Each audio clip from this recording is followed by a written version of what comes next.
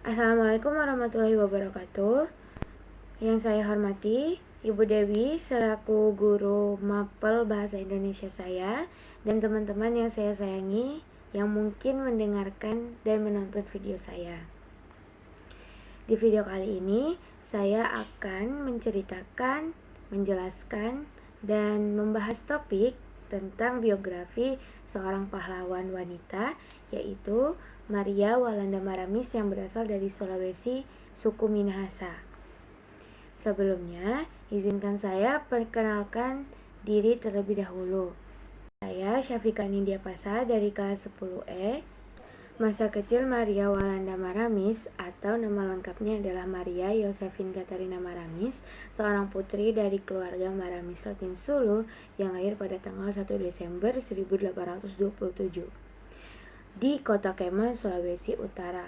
Kota Kema termasuk kota terpencilnya Sulawesi Utara yang jauh dari penjajahan Belanda dan dirikan pemerintahan pusat, sehingga tidak ada pembangunan dan tidak ada perkembangan di kota tersebut. Selain sepi, miskin, dan keterbelakangan cara berpikir, Kota Kema seringkali terkena wabah penyakit yang membuat keluarga Maramis terkena kejadian yang tidak dapat direlakan. Pada umur 6 tahun, Maria dan kakaknya, Anji serta Andreas, menjadi yatim piatu dikarenakan wabah penyakit kolera yang membuat kedua orang tuanya meninggal dunia. Saat itu, wabah penyakit kolera sangat merajalela di suku Minahasa dan sekitarnya. Karena menjadi yatim piatu, diasuh selanjutnya oleh pamannya yang bernama Mayor Ezan Rotin Sulu di Air Madidi. Beruntungnya, Maria dengan kakak-kakaknya diasuh oleh keluarga pamannya dengan penuh rasa sayang dan penuh perhatian hingga mereka dewasa. Oleh pamannya, Maria dengan kakak perempuannya disekolahkan di sekolah Melayu setara dengan sekolah dasar di Air Madidi. Di sana mereka belajar membaca, menulis, serta sedikit pengetahuan dan sejarah. Di zaman itu, kebanyakan bangsa pada umumnya menempatkan perempuan di nomor yang kedua atau di tempat yang kedua. Di Minahasa, kaum perempuan dengan kaum laki-laki tidak mendapatkan perbedaan perlakuan maupun secara sifat juga tidak ada. Jadi maksudnya itu kaum perempuannya di sana itu dengan kaum laki-laki hidupnya itu campur dari mereka lahir, remaja hingga menjadi seorang ibu. Jadi sama sekali tidak ada perbedaan. Pendidikan bagi kaum perempuan di sana juga terbatas, apalagi saat kolonial Belanda berkuasa di Indonesia. Mereka melakukan sistem diskriminasi untuk mencegah kaum-kaum terpelajar yang dapat mengganggu kolonial Belanda untuk berkuasa di Indonesia. Adat di Minahasa mengatur bahwa kaum perempuan tidak boleh melanjutkan sekolahnya setelah sekolah rendah Belanda. Hal ini sungguh merugikan dan sangat menahan kaum perempuan karena mereka tidak bisa menimba ilmu dan mencari pengetahuan yang lebih tinggi.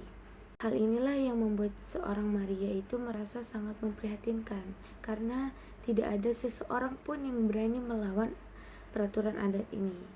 Maria melawan peraturan adat ini dengan cara memohon kepada pamannya untuk ia bisa bersekolah ke Els, yang dimana tamatan seseorang siswa Els bisa menjadi pegawai negeri atau dapat melanjutkan pelajaran ke tingkat menengah maupun ke tingkat keahlian. Namun hasilnya sia-sia, tidak ada yang berhasil.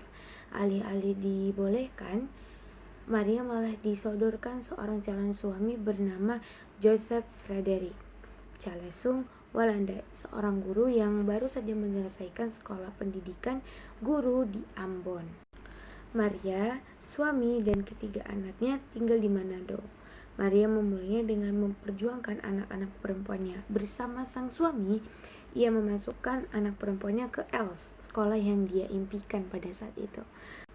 Namun, memasukkan ketiga anak perempuannya ini tentu penuh banyak pengorbanan.